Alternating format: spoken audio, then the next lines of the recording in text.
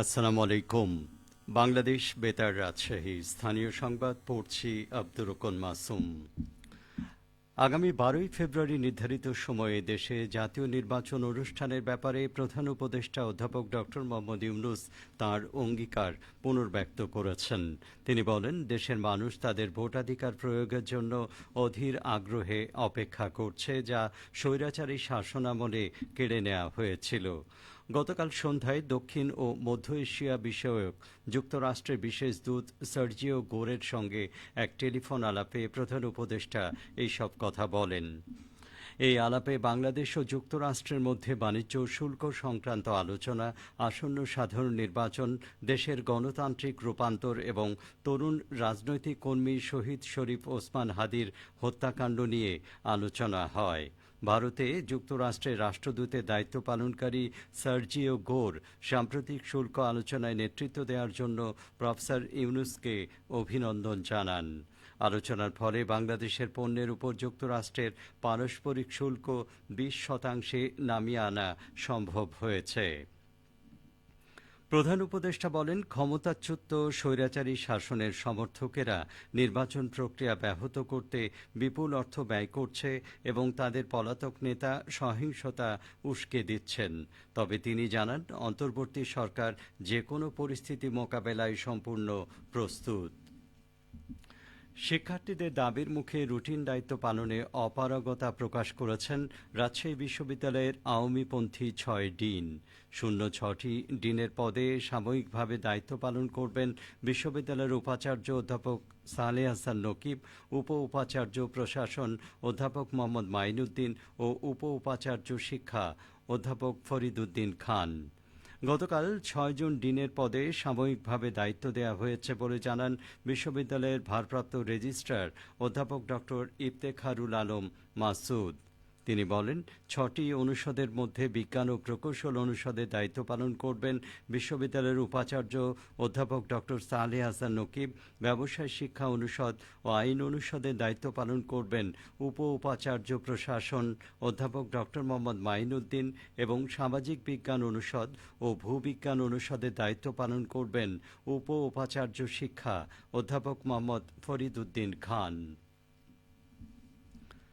নাটোর সদর উপজেলা আইনশৃঙ্খলা কমিটির সভা আজ অনুষ্ঠিত হয়েছে।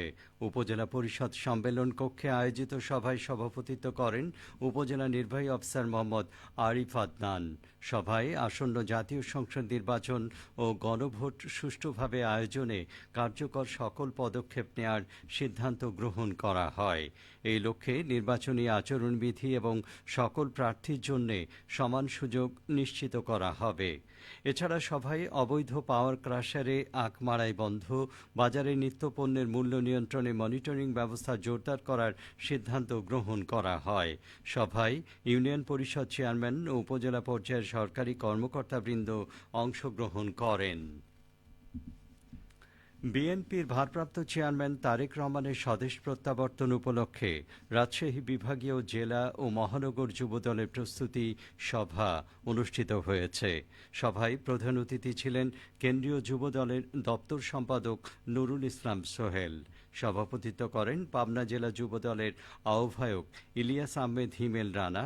সঞ্চালনা করেন রাজশাহী মহানগর যুবদলের ভারপ্রাপ্ত আহ্বায়ক শরীফুল ইসলাম জনি। সভায় বক্তারা তারেক রহমানের স্বদেশ প্রত্যাবর্তন উপলক্ষে ঘোষিত কর্মসূচি সফল করতে ঐক্যবদ্ধভাবে কাজ করার আহ্বান জানান। এদিকে বিএনপির ভারপ্রাপ্ত চেয়ারম্যান তারেক রহমানের স্বদেশ প্রত্যাবর্তন উপলক্ষে বগুড়ায় মিছিল ও সমাবেশ অনুষ্ঠিত হয়েছে। গতকাল বিকেলে বগুড়া জেলা ছাত্রদলের উদ্যোগে এই কর্মসূচি পালন করা হয়। জেলা ছাত্রদলের সভাপতি হাবিবুর রশিদ সন্ধান সরকারের সভাপতিত্বে এবং সাধারণ সম্পাদক এম.আর. হাসান পলাশের সঞ্চালনায় সমাবেশে বক্তব্য রাখেন জেলা বিএনপির সভাপতি রেজাউল করিম বাদশা, বিএনপির কেন্দ্রীয় নির্বাহী কমিটির সদস্য আলী আসগর তালুকদার হেনা। নওগাঁ সাপাহার উপজেলার ঐতিহ্যবাহী জবই বিলে আনুষ্ঠানিকভাবে মৎস্য আহরণ শুরু হয়েছে। গতকাল উদ্বোধনী অনুষ্ঠানে প্রধান অতিথি ছিলেন নওগাঁ জেলা প্রশাসক মোহাম্মদ সাইফুল ইসলাম। চলতি মৌসুমে জবই বিল থেকে প্রায় ৭৫০ মেট্রিক টন মাছ আহরণের লক্ষ্যমাত্রা নির্ধারণ করা হয়েছে, যার বাজার মূল্য আনুমানিক ৩০,৭৫,০০,০০০ টাকা, যা গত বছরের তুলনায় বেশি।